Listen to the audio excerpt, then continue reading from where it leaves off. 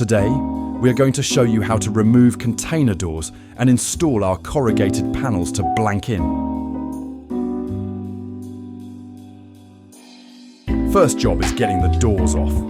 We're using a 9-inch grinder here. The blade is cutting through the pins on each hinge above and below.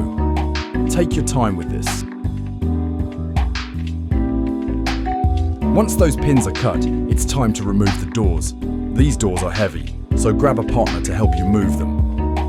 Next step is prepping the door frame ready for welding. I'm using a 5-inch grinder with a sanding disc here. We're grinding back about 25 millimeters down each side. That's to make space for the 50 by 50 angle later. Then, on the top and bottom, we're grinding back around 75 millimeters.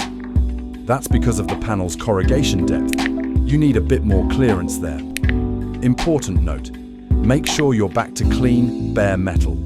That's going to give you a decent, solid weld. Now we're cutting 2 lengths of 50 by 50 angle iron. These need to match the full height of the door frame. We're tacking them into place about 5 millimeters back from the front edge of the frame. That gap leaves you space for your final weld bead. You don't need to go heavy here, just a few solid tacks will hold it. Here's where it starts to come together. We've lifted in the first panel and tacking it into place. Start from the angle iron side and work your way outwards towards the middle. What's important here is letting that first panel slightly overlap the center line of the container.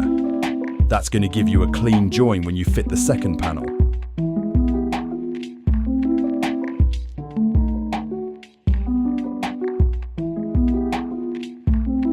Same method on the next panel. Tack it in from the angle side and work towards the middle. And here's a key tip. Don't tack the center join. Keep that area loose until you're happy with the alignment of both panels.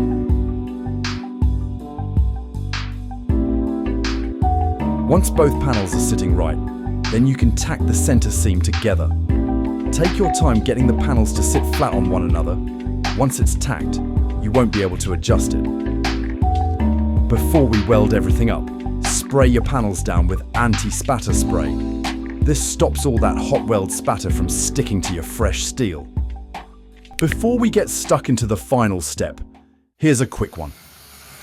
If you're planning your own container conversion, everything we're using, panels, angles, seals, even the locking gear, you can get straight from our website. Check us out at www.universal-containers.com. Now, let's get these panels finished up.